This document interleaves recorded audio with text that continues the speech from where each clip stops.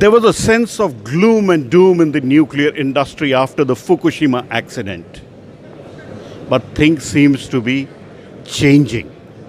I have with me Agneta Rising, the Director General of the World Nuclear Association. What is your hope for the nuclear industry of the world? First of all, I see a very strong development right now. So we have 55 reactors will come online or have just started to produce electricity. So if we look from 2015 to 2019, it's 55 reactors in 19 different reactor designs and in 12 different countries, including 2 newcomer countries, is right now almost supplying to the grid or had just started to supply to the grid. So that is a very good development. But why should people trust the nuclear industry after the Fukushima accident? First of all, the nuclear industry has shown, and all over, that if you look to the history of operations and all the achievements done, that it is a very good industry. It is a very safe industry, and it has a track record, including all the things in history, that is better than any other energy source. And it's very much wanted and needed because everybody would like to have reliable electricity. Everybody wants to have clean electricity and to a good cost, a low cost. And nuclear supplies that, and you have to look at all the facts.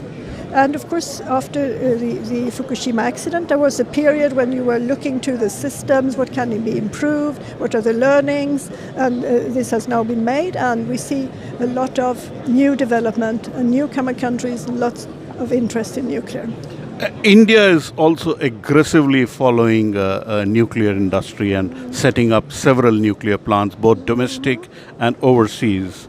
Have you had a chance to see some Indian nuclear facilities? I've only been to some of the facilities in Hyderabad, where I've been looking at fuel fabrication, all the research that is done around these things and around the pellets and so on is very impressive. And if there was a message you had to give for India, because India is aggressively following nuclear, what would that be?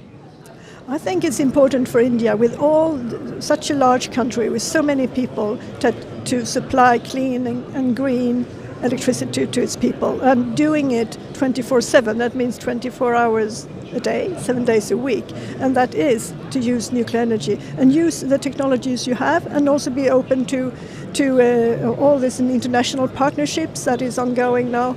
Nuclear is becoming more and more international. India is also following the fast breeder route. Do you think it's a safe reactor to do because nobody else is kind of following new fast breeder reactors? I think there is still development in this area in several parts of the world, and India would be one of those areas, but I think also you see this in Russia and other places. So I think that is one type of reactor that we need to develop for the future as well. And what about thorium? Because India has vast resources of thorium, and ultimately they want to go towards thorium. Is that a bet you think India has placed correctly? I think it's important to use what you think you can manage within your country, but I also think uranium is a very good source, and there is plenty of uranium in the world to a good price. And this is lots of experience in uranium. And how did the nuclear industry manage to turn the ship around from the gloom of Fukushima to optimism of 2018?